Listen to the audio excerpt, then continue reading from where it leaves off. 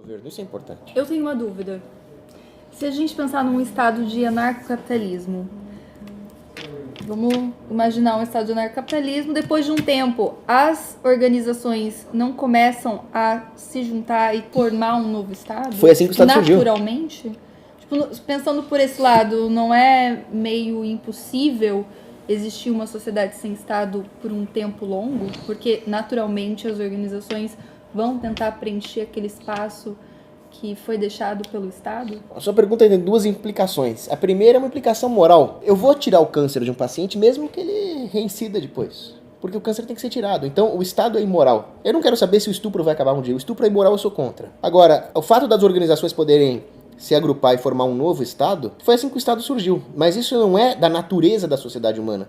Isso é uma falha moral do homem. O Estado surge no momento em que nós permitirmos que ele surja por uma falha moral de aceitar isso e não ver a imoralidade intrínseca dele. Agora, numa sociedade sem Estado, se ela chegar a esse ponto é porque existe uma demanda de mercado por instituições que protejam as pessoas contra todas as formas de banditismo, inclusive o banditismo estatal. E ao longo da história existiram instituições assim, as revoltas de escravos, por exemplo, as insurgências contra o centralismo, todas as revoltas anti-imperialistas que surgiram, por exemplo, no Império Romano. O que as pessoas têm que entender é que todos os estados, por definição, são injustos. Uma autoridade justa, ela não toma para si o monopólio, ela não se arvora em um absoluto moral. O dia que as pessoas entenderem isso, vai surgir incentivos econômicos para criar essas instituições de defesa. Então imagina, por exemplo, uma private military company, um exército privado. Se ele começar a agir de forma abusiva, e é muito provável que ele haja assim, desde que haja uma simetria de poder, o terreno está preparado, ele vai sofrer todos os tipos de sanções materiais e todos os recursos que antes eram canalizados para ele por demanda de mercado vão ser canalizados por concorrente. Então ele vai perder essa simetria de poder que garantia o poder de abuso dele. Mas e se esse exército ganha o poder, ele tem o poder, certo? Ele pode simplesmente aniquilar o contratante dele e se impor perante outro exército. E ele se torna, acaba tendo um monopólio pela força. Sim, pode acontecer. Quando me perguntam o que garante que uma sociedade anarcocapitalista se manteria assim, nada garante. Garantia é salvação em Cristo só. Agora, se houver a ideia moral de que o monopólio da força é imoral, nós temos todos os incentivos para ver uma concorrência no setor de defesa, que é uma maneira de mitigar esse processo. Você começou dizendo que tudo se deturpou quando o homem ele aceitou o Estado, enfim, ele sucumbiu a isso. Quando que isso se deu, na sua visão? Isso se deu em tempos imemoriais. Não existe você não acha que um ponto isolado da história. Quando o homem deixou de ser nômade e se tornou sedentário, a partir daquele momento ele começou a se organizar em sociedade, mesmo que não organizada como Estado, mas havia pequenos microestados, cidades.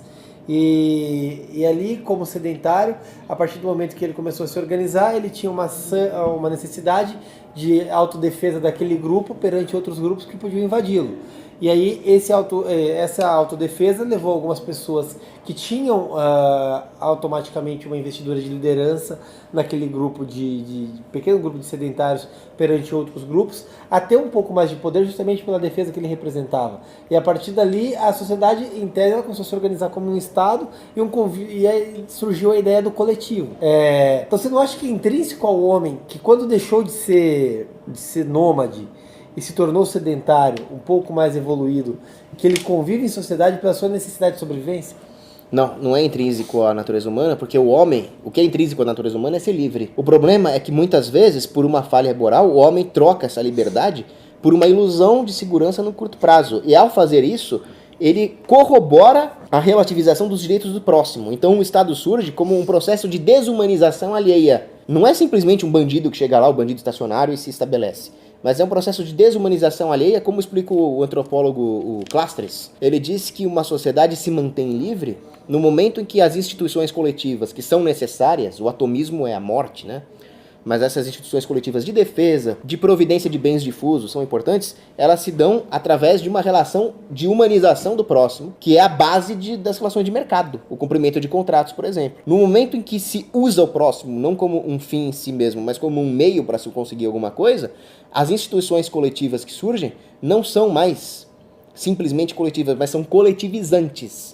E aí nós entramos no processo de formação do Estado, que é abusivo e imoral por si só. Mas, por exemplo, o Fred saiu ali, então vamos continuar aqui, disse que eu vivo. Mas, por exemplo, se você parar para analisar, estudos dão conta de que o ser humano começou a evoluir um pouco mais a partir do momento que ele descobriu o fogo e começou a manipular o fogo. Por quê? Porque o ser humano ele tinha um intestino muito maior e ele gastava muito mais tempo digerindo aquela carne crua que ele comia, aquele alimento cru, aquela batata doce crua. Isso consumia mais tempo dele e mais sangue no intestino e não permitia que o cérebro dele se desenvolvesse a partir disso. Quando o homem descobre o fogo, automaticamente ele passa a evoluir porque o alimento cozido ele tem uma digestão mais rápida, então ele consegue gastar mais tempo com sangue no cérebro e diminui o intestino dele. Então, na prática, falando assim, parece uma grande bobagem, mas o homem deixa de produzir merda para produzir cérebro. Eu estourei a caneta na minha mão, tá faltando cérebro aqui para mim. Enfim, e o domínio do fogo e a convivência, a alimentação, enfim, tudo isso está necessariamente ligado a ele conviver em sociedade.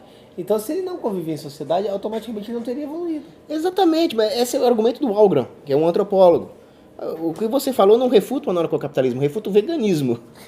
Né? O veganismo eu tô refutando. A carne tem que comer. Agora, o que o Algren fala é A que... sociedade organizada continua no anarcocapitalismo.